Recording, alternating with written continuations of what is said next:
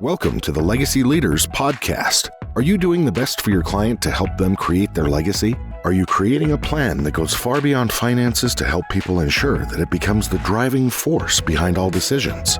On this podcast, hosts Katie Beth Hand and Stan Miller will help you with growing your practice and your clients' peace of mind.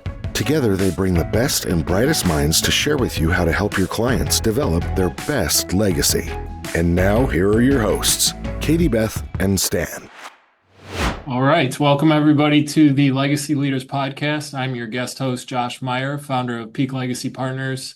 Today, my guest is real estate attorney and founding member of Sky Capital, LLC, where she helps attorneys achieve wealth through multifamily real estate investing. Carrie Zatelli. Carrie, thank you so much for being here with me.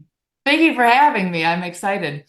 Absolutely. Me too. I'm extremely excited, in fact, to be talking with Carrie today because her journey has been extraordinary. And I think one that everybody that's listening to this interview is going to appreciate. Coming from a hardworking legal and professional legal background, our legal professionals listening to this call, as well as financial professionals, should certainly hear the story. And before we get into the details, let's go back to the start of your journey, Carrie, if we could. What originally made you go to law school and what intrigued you about that career path? Tell me a little bit about that. When I graduated from college, I had an English degree, and I wasn't really, I was trying to sort of figure out what to do. And I decided on law school really because I thought that I could make enough, for money, really. And then when I started to do it, it was something that I enjoyed. My brain kind of worked that way, that sort of analytical, looking at everything. And that way, so I graduated from law school and was a prosecutor for about 10 years in downtown Cleveland for the county. Loved that job. Did a lot of trials and had a lot of fun with the people that I worked with and got a lot of experience working with people. And it was, it's a rewarding job because you're really helping. There's a lot of people that have, problems and are victims of crime, and you really are helping other people. And then after about 10 years, I worked for a law firm where I worked just as long of hours as I worked at the prosecutor's office. And I did kind of get to a point there where the hours, it was good money. I loved the people. I worked with really sharp people that cared about their clients and cared about the firm. And I enjoyed that. It just, your time trade-off for money is a kind of extreme, especially when you're an associate and you kind of get some of the weekend work and, some of the heavier hours. And, at the end of the day, you're still an hourly employee. I had billable hours, and you are like, okay, this hour's done, this hour's done. And you're kind of trading your time for money. Then I met my husband. We started a construction company together, actually working on multifamily apartment buildings. We do a lot for low-income housing inspections and getting them ready for that. And so I had met a lot of developers and apartment owners, and that sort of got me, I started to see sort of the life that they had, doing that versus sort of the time that I had been putting in at a law firm, and realized that I was going to make a pivot to sort of taking my time back. I've always thought when you're in the legal field, the more you work, the more successful you are. And sort of in the real estate world, I don't want to say the less you work, because everybody works really hard and you have to work a lot to get where you want to go. But the goal isn't who can bill the most hours. Your goals aren't that. You aren't getting bonuses based on how many, how much you worked. And I saw the trade-off for that, to me, was huge. The goal is working less and having more, being able to work and stop if you need to because you want to be with your family, or someone is sick, or someone needs something, or you need a day off, and still generating wealth. And so I really, really pivoted into real estate investing and specifically multifamily. And that's when I started Sky Capital to sort of achieve those goals. Yeah. It's easier when we're younger. Probably making that time for money trade is not, you don't realize it's a challenging math problem until you see other opportunities where you can get a little bit more leverage over your career, where you're working actively as an associate and putting in those long hours. What length of time was that, and about how many hours on average were you working per week, would you say? I would say I probably did that for maybe 2 years. Mhm. And it just, I mean, maybe some works I was working 40 hours, 40 build hours, which really is a lot more than that by the time you have lunch, grab a coffee, or whatever you're doing. And then, some of the work isn't, you do it for free, or it's, you don't bill for everything. And so I would say that I was getting home at like 6 and 7 at night, then by the time you're just basically get ready for the next day, kind of go to bed, watch some TV, grab something to eat or whatever. And then, I remember talking to one of my partners, and they were having everybody see if everybody could work just a little bit more to hit some goals.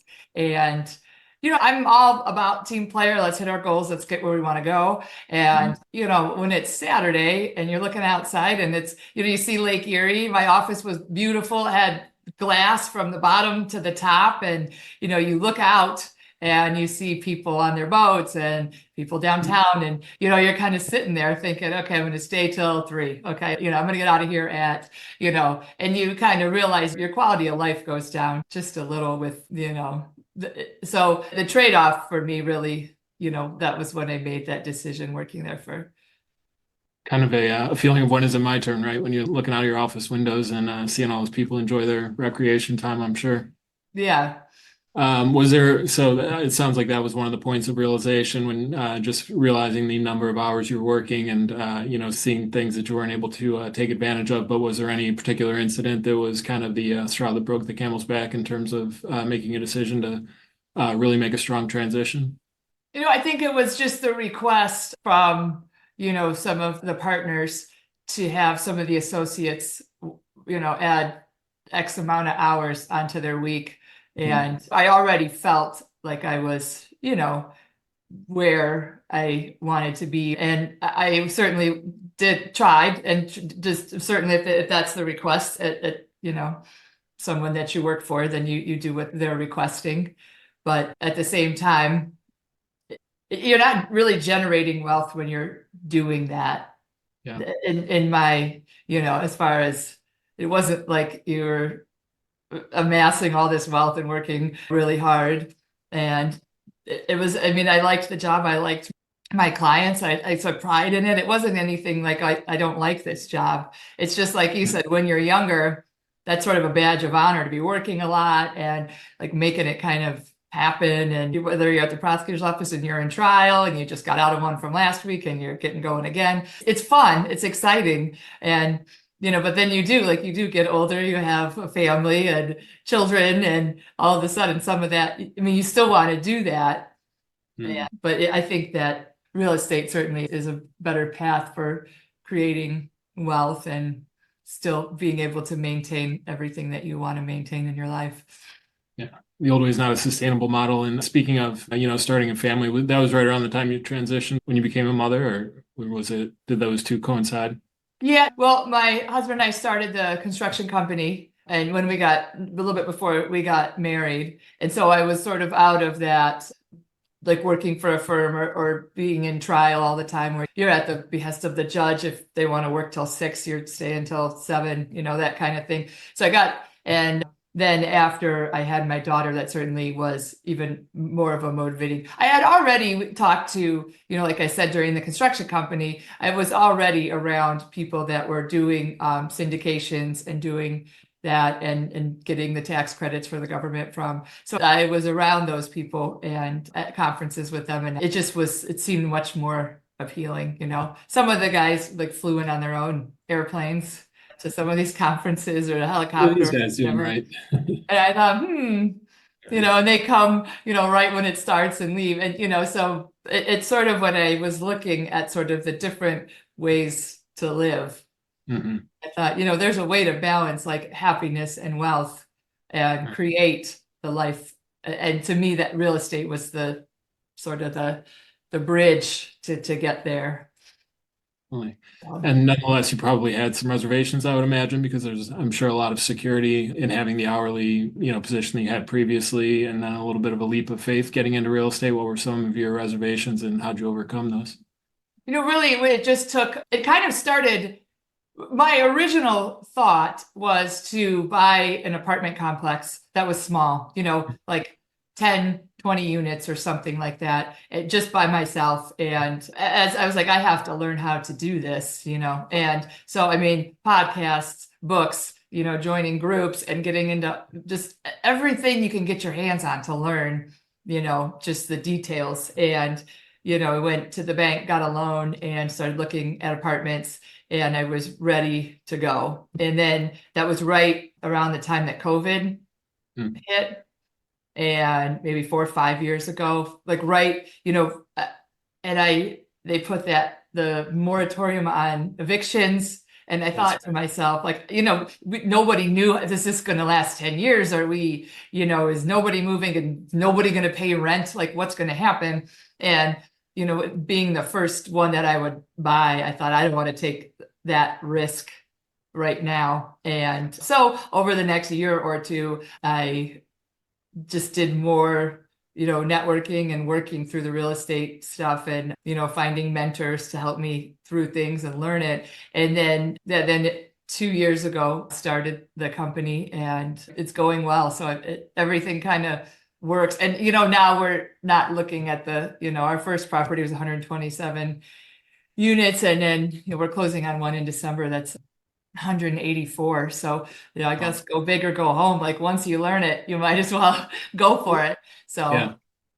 And that's, you mentioned kind of having the concern, or at least probably a larger amount of risk, because you're looking at buying your own multifamily or your own complex. What you're doing now kind of alleviates some of that risk for people that are just considering getting into it, is it right? Because you're kind of pooling resources and sharing the risk with others. Yeah, I mean, sharing the risk certainly with my partners, but also the sort of the wealth of knowledge that you have in a group of 5 or 6 of you, where everybody brings something, whether it's the person that's really good with the numbers, or the person that's, bringing in the capital, or the person that has, extensive management experience, or the person. So, everybody, people that have the relationship with the bank, like when you can put everybody's knowledge in together, and everybody's excellent at something different, and have, decades of experience, it's just kind of a win-win in that way. And,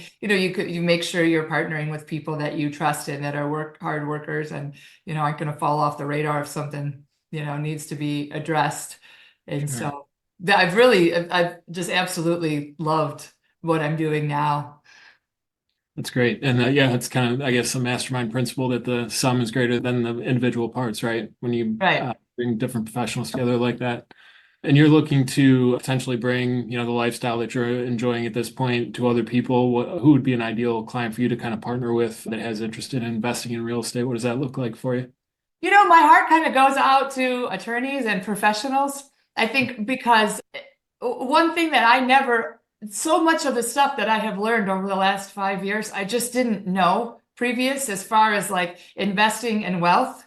I had like a retirement through the state that was fine. If you're going to work for the state for 30 years and, you want to plug along that way, that's a good way to, but, it's saving 2-3% you're making. And it's just not a way that you are going to create wealth, and not even just wealth, like I want to have boats and cars, but I mean that ability to retire and be comfortable, and, pay for kids' college, and, just knowing that if something happens, and, just that you're okay, that you have money coming in. I had never even really heard of passive income, other than, I heard the words, but I had always invested in like the stock market. I thought that I was doing a good job having, an Ameritrade account. I thought that was really, plus my 401k. And then here in 4 or 5 years, I've almost doubled what I had in 15 or 20. Granted, when I was younger, I wasn't saving as much because you're not making as much. But just so the goal is people that were like me, that had an IRA of 401k, in thinking, well, I don't have enough money to invest in real estate. Like, I'm not the people that you see talk about it are multi-bazillionaires. Cardone and Yeah, you just think, I can't do that. I don't live in Florida on a yacht, I don't have a plane. But then you realize that you can use all the tools that you can use, like a self-directed IRA or a life insurance policy that you can use. Or, I mean, there's just so many ways, you can use the equity in your home for, and once you kind of unlock that and you learn about it and you realize that you have that potential to really grow your wealth in that way, and you can still pursue if you want to work at a law firm, or if you want to work, whatever you want to do, this money's on the sidelines, just making money funneling into your bank account. I mean, it's a long game, you're not going to get rich in a year, but it was something I wish I knew a long time ago. I wish I knew that you could get a life insurance policy and borrow against it and still get, however you want to do it. But I mean, I wish I knew that you could put the money. I mean, I had money in the state retirement system that I didn't know you could transfer into a self-directed IRA, and that sat there. I mean, I didn't work there for 10 years and it sat there, and I wished I would have known that, because you can double it in 5 years and double it again. And so I think for me, the mission, or the thing that I'm most passionate about, is like my friends, my family, my friends' friends, my friends' friends, like to show them how to do this, and that it's not scary, and that it's not, one of the biggest questions is like, well, isn't that super risky? That's really risky. That's why. And it just, the bottom line is it just isn't. And I mean, there's risk in every investment. There's risk in your 401k. There's risk in anything that you're doing. But once you get educated on it and you make the right moves, the risk isn't any higher than any other stuff you have your money invested in. And so that's just something that I'm passionate about in doing this, because it's really changed the trajectory of my life, and the things that I used to think, possible, that I used to think weren't possible, or I'll never have that, I'll never do that. All of a sudden, I'm like, I can do that. I will do that. I get excited about saving money to put into these, different investments and different paths to really create wealth. And I have a 5-year-old child. And so, there's a lot of life left. And, I really want her to be, give her in a good position. And so that's been the most exciting thing for me, is really, and that's kind of what I want to bring to people that I talk to, is like, look at what you can do. Did you know this existed? Let's do this together. And I also like invest with the people that invest with me. I mean, we're in it together, so that's just the things I've really, really enjoyed. That's great. Yeah, just touch on a couple of things that you mentioned. I think there's a lot of power in a lot of financial vehicles in and of themselves. But when you get into a situation, you start talking with people who know other areas as well. You can start leveraging tools in another area, whether it's using life insurance into the real estate, or, existing equity in your primary residence into investment type real estate. I mean, there's a lot of power in that once you really start combining different things together. So I certainly agree with that. And then I'm glad that you brought up the concept of risk, because I was going to ask you about some of the misconceptions that a lot of people have when it comes to investing in real estate. So obviously you got risk off the table, but are there any other misconceptions that you think people have prior to getting into something like what you're doing? I think that you have to have, $50,000 in cash in your bank account, or you have to have $100,000 in your bank account, or, you do have to do your work and find somebody, if you do want to invest in real estate, that, that you trust. Like, you really have to. I know sometimes when I read things, it always says, do your due diligence and know this, and this. And I think like an average investor, I don't mean average, but I mean a person that isn't in that world would have a hard time figuring out like who, you find a person that you trust, and they can kind of guide you through that. So I think that you have to have a lot of money, cash on hand, and that it's really, really risky. I think when you look at the risk, when economies go up and down, you look at the things, if you're running out of money, you don't sell your house and go live on the street. You get a smaller car. You might move into an apartment, or if you have an apartment, you downsize. Maybe you don't pay $2,000 a month. Now you're going to go find, maybe you had a 2-bedroom because you wanted to have an office, and now you're going to shrink it down. And so it's almost what they say, or what you hear a lot in real estate, is that it's recession proof. because the places aren't empty when the economy is down. It's kind of the opposite. And I think now in the time where kids are, they're not buying houses. There's all kinds of statistics of that kids buying houses. When I say kids, I mean in their 20s or early 30s or something, but they're not buying houses. They're renting, and it's sort of a different time. So, real estate, it's just a really good time. Too much of responsibility or commitment, right? Everybody wants Right. to not have roots these days, it seems like.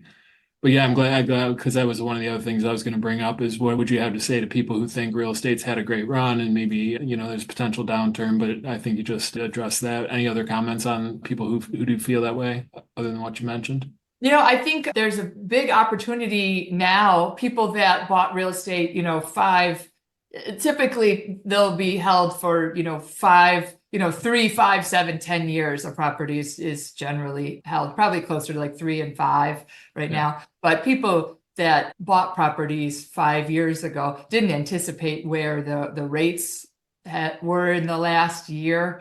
And so right now it's kind of, and with the rates going down, really in any time, it's always good. But people are talking about the transfer of wealth right now for in those kinds of situations, because there's a lot of loans that have coming due, and people didn't anticipate the rates to be where they are, and so they have to sell at kind of these lower amounts. And but really in any business there's things to navigate, right? Because when things are really good, more people are bidding on the buildings, but there's never been a time when it's been bad. It's always a resilient investment.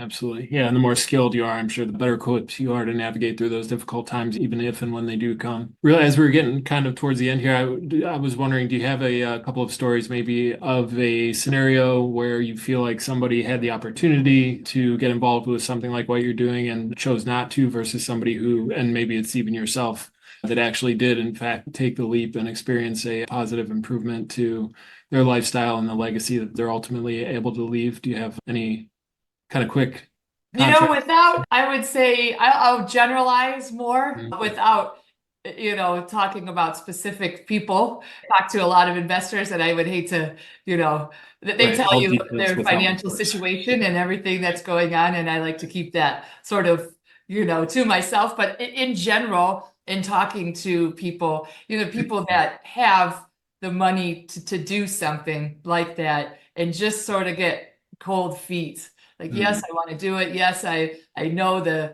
I've listened to podcasts. I've listened to, the wealth, millionaires have 7 streams of income and all of those things. I think sometimes there's a mentality of scarcity instead of abundance, where it's viewed, some people view it more like I'm giving away money, when really it's an abundance mindset of I'm growing my seed.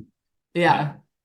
Absolutely. But I've had, I could probably, even my parents had never, I could use them because I don't think they would get upset, but they're retired, and first time in their lives had invested in real estate. And it's just such a big difference to get distributions, that are much bigger than what you would get when you have your portfolio with someone. And they have been surprised and excited. My mom will call me, oh my gosh, we just got a distribution, and she's excited. And, so to be able to watch that, people that are on a fixed income, they take out so much because they want to, make sure they preserve what they have, and to see that money coming in at those higher, percentages is exciting for them. And it's exciting for me to see that, because they're, and I grew up also with my parents' sort of mentality of saving money. You stay with a company, you work really hard for them, you're loyal to them, you invest in their 401k, you go with their retirement plan, you do everything, you work hard, and, you're a team player. And, my dad was in the military and went to West Point. So very much like you respect what they're telling you, you all work together. And, I think for finances over that amount of time, you can do so much with sort of alternative investments in that way. Absolutely. And so in addition to creating a different and maybe improved lifestyle for your family and that being part of your legacy, the fact that I think you're bringing this to other people and, your parents included, that speaks a lot about the legacy that you're ultimately going to have by helping people change their perspective and get into things that are working out better for them than the status quo, what that would have been. So thank you for doing that. Anybody that does have any interest in learning a little bit more about the ins and outs of multifamily investing and potentially working with you, what would be the best way for them to reach out to you? I have a website that's skycapitalllc.com. There's information on there. You can email me directly at Carrie, which is Carrie at skycapitalllc.com. I'm on LinkedIn under Carrie Zatelli. I'm the only Carrie Zatelli, so it can be pretty easy to find. And then even on the website, there's links to the other social media. So even if you have, even I always say, not even if you're interested in investing, but if you're just interested in like what this world looks like and how it can change your life and what are the returns on, something. Because like when the first time you hear it, you're like, is it 5%? Is it 10%? Is it 50%? Like, just even if you just have questions and you're not interested at all in investing yet, you can certainly reach out and have a conversation about how things changed my life and the trajectory of my financial situation. So it doesn't have to just be, it's not a sales call. Just reach out and just, of course, get the information in your brain. Yeah. I recommend connecting with Carrie on LinkedIn because you've got a lot of great posts. I always enjoy seeing the posts you put up there. So certainly do that as well. All right, Carrie, well, I appreciate you being here. It's been fantastic, and I really enjoyed our time getting to know more about your story and how it's contributing to your legacy and the legacy of those around you. Yeah, thanks for having me on. It's been really great talking to you. Thank you. 100%. Thank you, everybody in the audience, for listening. This has been the Legacy Leaders Podcast with your guest host, Josh Meyer. Again, my guest today was Carrie Zatelli, and for more information, as she mentioned, you can visit her website at skycapitalllc.com or email her at Carrie at skycapitalllc.com as well. And while you're there, make sure you check out her other previous podcast appearances while you're at it. So we'll link everything in the show notes. And thank you again, Carrie, for joining me. I appreciate it. Thank you. Have a good one. You've been listening to the Legacy Leaders Podcast with Katie Beth Hand and Stan Miller. For more information on them and the show, please visit pinnaclelegacylaw.com. If you like what you've learned today, do share the program with your friends and subscribe wherever podcasts are found.